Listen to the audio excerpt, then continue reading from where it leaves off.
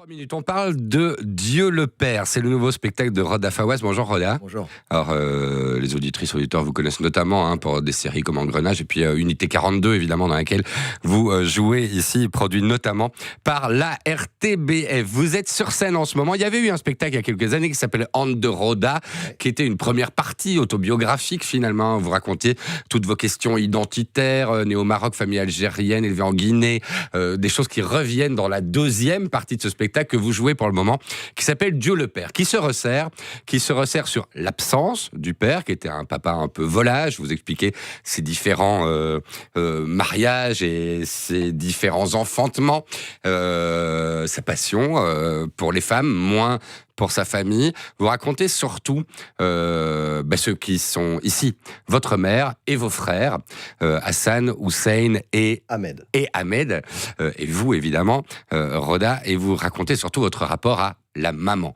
qui est évidemment la femme de votre vie. On est tous coincés dans ça, vous inquiétez pas, vous n'êtes pas tout seul. Mais votre maman, finalement, va vous être volée par un autre homme. Et cet homme, c'est Dieu. C'est Dieu le Père. Elle va...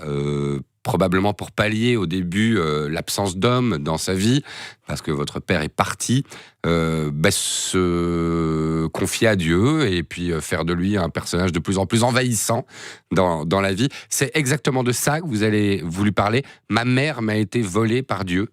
Oui, c'est vraiment c'est un moment, en fait, Dieu le Père, c'est un peu ma mère a été volée par les hommes. Aussi, c'est plus général, c'est que d'abord, ça démarre par un père absent, qu'on remplace par un autre homme.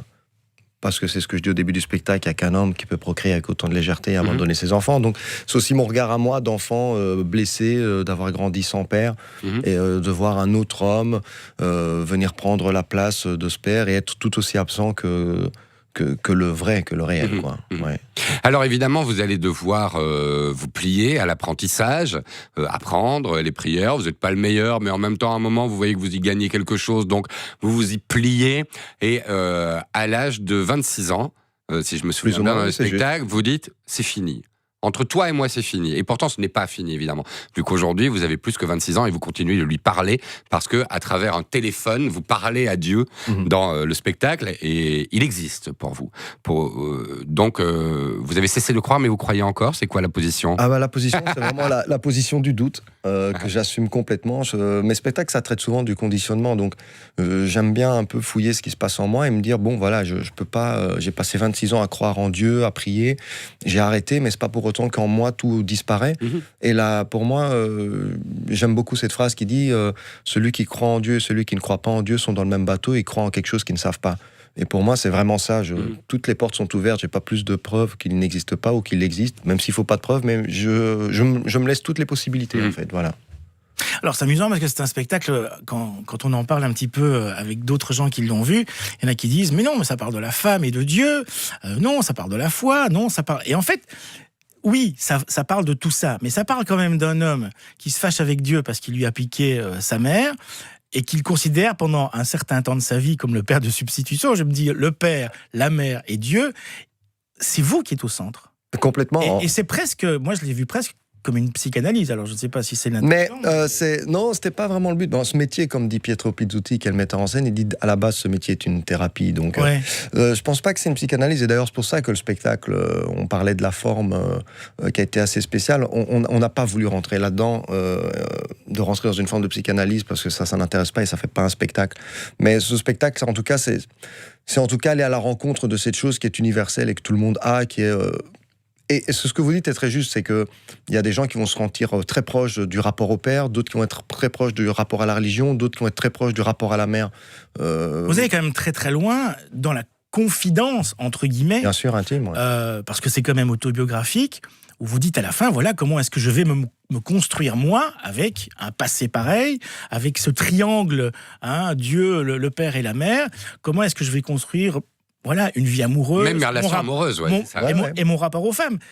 Vous allez quand même très très loin là-dedans. Oui, parce que ça me fait rire aussi d'avoir comme ça une capacité à me dire, ah ben tiens, c'est justement parce que je suis pas un grand fan de la psychanalyse, de tout ça, que peut-être que je fais ce travail-là, de cette manière-là. Parce que, mais j'aime fouiller là-dedans et faire des liens et m'amuser un peu de tout ça. Vraiment, pour moi, c'est aussi un amusement de me dire, ah bon, ça vient peut-être de là. Il y a de l'amusement, on rit de temps en temps, on va en parler notamment, mais il y a aussi de la colère dans ce spectacle. En tout cas, moi, c'est ce que j'ai ressenti. Il y a beaucoup de colère, notamment quand face à ce téléphone, vous adressez à lui en lui disant « tu ». Et à un moment, quand vous voyez l'état de votre mère, qui va d'ailleurs petit à petit aller à la mosquée, devenir de plus en plus proche de l'imam, aller nettoyer la mosquée, passer de plus en plus à la mosquée, porter le foulard, le voile, évidemment, de plus en plus. À un moment, vous dites à Dieu, qu'est-ce que tu lui as fait ? À votre avis, qu'est-ce qu'il leur fait ? Non, je pense que c'est surtout aussi un spectacle sur la quête identitaire et sur l'amour. C'est une femme, et moi ce que j'avais envie de traduire à travers ce spectacle, et à travers On the Road, c'était déjà la même chose, c'est de rendre une complexité à travers des thèmes qui ont perdu toute complexité. En dessous d'une femme qui porte le voile, il y a une femme. Et à travers le parcours que je décris, qui est celui de ma mère, je ne critique pas la religion, parce que ça m'intéresse pas, parce que je connais la religion vu que je l'ai pratiquée. Donc mon objectif n'est pas d'être un anti-religion, c'est juste de dire il y a une complexité derrière tout ça, et que chacun vit sa vie comme il peut, avec les moyens qu'il a. Et dans le spectacle, je le dis aussi à un moment donné, je dis ouais, moi je médite, mais c'est comme la prière, mais sans Dieu. Chacun a son besoin de trouver ce qui le centre, ce qui le met bien. Alors qu'est-ce que Dieu a fait ? Est-ce que c'est Dieu ? Est-ce que c'est Dieu qui fait, ou est-ce que ce sont les hommes qui font une chose de Dieu ? C'est ça aussi il y a deux types de religion, de pratiquer sa religion. C'est ce que je dis à la fin du spectacle. Quand je parle là, pour le coup, je commence à resserrer par rapport à l'islam, et je cite cette phrase qui est dans le Coran, qui dit « Celui qui croit en Dieu par peur n'est pas un croyant. Celui qui croit en Dieu dans l'espoir d'obtenir quelque chose n'est pas un croyant, c'est un commerçant. Celui qui croit en Dieu par peur n'est pas un croyant, c'est un esclave. Et celui qui croit en Dieu pour l'amour de la foi elle-même, celui-là est un croyant. » Voilà, donc en fait, c'est juste de se dire, tiens, à quel endroit on pose aussi sa foi et comment on la pratique. Évidemment, quand on entend parler aujourd'hui beaucoup d'islamisme, ce n'est pas l'islam et c'est pas cette religion-là que moi je connais. Et ce spectacle-là est là aussi pour rendre aussi hommage à tous ces gens, parce que finalement, mon personnage aussi, c'est un personnage qui pose des questions, et on pourrait tout à fait lui dire, mais enfin, règle tes problèmes, c'est quoi ton délire ? Il pose des questions qu'il a peut-être pas à poser. C'est pas parce que je pose des questions que j'ai raison. Des fois, je pose des questions stupides, exprès dans le texte, ou c'est moi qui fais peut-être une jalousie, ou c'est moi qui n'ai pas besoin de m'attacher à certaines choses non plus. Règle tes problèmes, arrête tes délires, ce serait par exemple un joli titre pour un film des Frères Dardenne. C'est une blague qu'il y a dans votre spectacle et qui revient, et c'est très rigolo d'ailleurs ces moments-là. Éric Russon. Est-ce que c'est facile de le faire aujourd'hui, de poser ces questions-là ? Il y a 3-4 ans, c'était le précédent, The Road A, qui parlait de l'identité, mais j'ai presque des identités, parce que vous preniez l'identité italienne pour rentrer en boîte, si je me souviens bien, en Belgique, vous étiez belge en France, vous étiez encore autre chose, voilà. On jouait beaucoup avec les étiquettes, et aujourd'hui j'ai l'impression que toutes ces étiquettes se communautarisent quelque part et deviennent de plus en plus compliquées à aborder, que ce soit dans un spectacle, dans un livre, ou simplement dans une discussion autour d'un verre. Est-ce que c'est compliqué aujourd'hui de parler de ça ? Écoutez, je vais être honnête avec vous, et ça va répondre à votre question que vous me disiez tout à l'heure de la thérapie. Si j'utilise mon intimité, c'est parce qu'on peut pas me la reprocher, on peut pas discuter mon intimité. Ouais. Et moi, je parle jamais de la religion dans mes spectacles, je parle de mon rapport à la religion. C'est-à-dire, quelqu'un peut tout à fait dire, non, moi j'ai pas ce rapport-là. Mais je donne un point de vue qui est celui-là, qui est ce que je vis. Personne peut discuter ce que je vis. Moi, je connais pas l'islam, je suis pas un spécialiste, et je pense que personne connaît l'islam. Je connais certainement mieux l'islam que certains intellectuels qui en parlent à la télé ou à la radio, parce que je la pratique et que je la connais. Mais je ferai jamais un spectacle pour parler de l'islam en général. Ce sont des sujets beaucoup trop complexes. Mais vous ressentez que dans la société dans laquelle vous vivez, c'est devenu compliqué de parler de ça ? Je pense que c'est compliqué de parler de ça, mais après... Par exemple, de dire, moi, je ne pratique pas. De dire que moi je ne pratique pas, moi c'est ce que je dis tous les soirs sur scène, et ça me cause pas de problème, et je pense pas que c'est difficile. Vraiment, je pense pas que ce soit compliqué, non. Je crois vraiment pas que ce soit compliqué. Moi je sais pas, vous pensez que c'est compliqué ? Non. Vraiment, moi j'ai pas l'impression que ça Je soit. n'avais pas compliqué. l'impression que ça l'était, mais des fois on entend dire dans certains médias que ça l'est. Non, mais C'est alors intéressant ça. d'en parler avec vous. Ouais, très intéressant parce que moi, par Ça contre. dépend avec qui on en parle, évidemment, Bien aussi. sûr. Bien sûr. Non, mais c'est le traitement. Alors, par contre, ça, ce qu'on peut parler, c'est du traitement des médias par rapport à ces sujets-là. Moi, je vais être honnête avec vous. Même sur ce spectacle-là, ça s'appelle Dieu le Père, pas Allah le Père. Et pourtant, même si on le sait, j'utilise l'islam comme fond parce que c'est ma religion d'éducation et que c'est celle que je connais.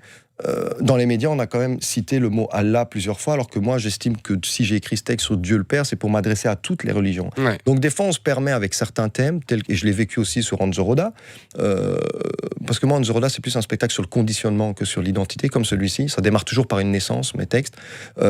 On se permet des facilités, on se permet certaines choses pour faire le buzz ou pour attirer le regard. Chose contre moi, moi je pratique pas du tout cette chose-là, quoi. Et mes spectacles, j'essaye en tout cas d'aborder ça avec beaucoup d'humilité et de partager ça. C'est toujours des moments d'humanité pour moi. Alors, chose importante évidemment dont on n'a pas parlé dans ce spectacle Dieu le Père, c'est le Père. Ouais. Et c'est l'absence du Père. Vous n'hésitez pas quand même, Roda, à lui tailler un petit costard à ce Père, bien que quand vous êtes devant lui, vous racontez une rencontre que vous avez au Maroc avec lui. Vous faites dans votre culotte, hein, comme tous les garçons face à leur papa, et vous expliquez tout ce que vous auriez dû lui dire, mais évidemment que vous n'avez pas osé lui dire. Est-ce que depuis vous avez osé ? Je pense qu'en fait, il y a une chose que j'ai compris, et ce spectacle est là aussi pour développer cette chose-là, c'est de dire, avant d'être des pères ou des mères, ce sont des hommes et des femmes qui font des erreurs. Ils sont faillibles. Et ils sont faillibles. Et voilà. nous le sommes à notre tour, une fois que nous sommes parents, ne vous inquiétez Exactement. pas. Et aujourd'hui, je suis à l'âge aussi où je vois des amis à moi qui font des enfants, et je les vois dans des problèmes de couple, et je me dis, mais en fait, voilà, ça s'est peut-être passé pour les miens aussi. Donc il y a presque une acceptation de se dire, en fait, voilà, avant d'être des pères et des mères, ce sont des hommes et des femmes. Ouais. Donc j'accepte que mes parents ont été faillibles. Mais exactement, et C'est beau, hein. comme accepter que toutes les choses sont comme elles sont, et voilà, de toute façon dans la vie on n'a pas trop le choix, et ce spectacle il est là, c'est pour ça que je disais tout à l'heure que mon personnage parfois il aborde des thèmes et il pose des questions qui sont stupides, mais il a qu'à juste les accepter, on peut pas lutter contre ça, et le 3/4 du spectacle, je lutte contre cette chose-là pour à la fin quand même me rendre compte en fait que de l'accepter m'a permis à un moment donné de détendre la relation aussi. Bien sûr. Moi, c'est pas Dieu que j'avais changé dans le titre. J'avais pas remplacé Dieu par Allah, mais j'avais pensé Dieu le beau-père, plutôt que. C'est marrant parce que le texte est né parce que je disais, quand je jouais Hanzo Roda, il y avait une phrase, à chaque fois que je la disais au début du spectacle, qui résonnait en moi, je me disais, oula, c'était Dieu est devenu mon beau-père. Ouais. Et cette C'est un phrase-là petit peu résonnait. ça, ouais. Mais c'est ça. Est-ce que vos frères, est-ce que votre mère, est-ce que éventuellement votre père Vont venir voir le spectacle. pourrait venir voir le spectacle au Tête de Écoutez, Poche? c'est très drôle parce qu'après la première, qui a été vraiment un moment rock'n'roll, vraiment, j'étais chez ma mère le lendemain et elle m'a dit, mais j'ai vu que t'avais écrit un truc sur moi et tout ça. Je dis ouais, et la première chose qu'elle m'a dit, elle m'a dit, mais pourquoi tu m'as pas dit, je t'aurais raconté toute ma vie. Ah merde. Donc, on a ce rapport-là, mais moi j'aime bien jouer avec les souvenirs. Hein. J'aime vraiment, ma manière d'écrire, c'est de jouer avec les souvenirs justement parce qu'ils sont un peu, ils sont pas très précis et que ça évite justement d'être trop dans un truc autobiographique et de laisser de la place pour l'imaginaire et le spectacle. Et donc voilà, moi je suis dans ce rapport-là avec ma mère. Tous les soirs, elle me demande s'il y avait des gens, si la salle est remplie. Non, chez moi on est très, et c'est aussi ça. Ce spectacle, c'est donner une complexité aussi dans ce monde musulman qu'on stigmatise ou que parfois on fantasme, je dirais qu'on fantasme, de se dire, vous savez, il y a les mêmes complexités que dans une famille chrétienne, catholique, genre, je sais pas, ou juive ou même athée. Voilà, c'est juste pour ma mère, je vais au travail et je fais mon travail et c'est très cool. Et donc elle viendra voir, j'espère, le spectacle. Ouais. Merci Roda. On rappelle, ce spectacle, il s'appelle Dieu le Père. Il est à voir jusqu'au 25 janvier au Théâtre de Poche à Bruxelles. Merci Roda. Merci à vous. D'avoir été notre invité.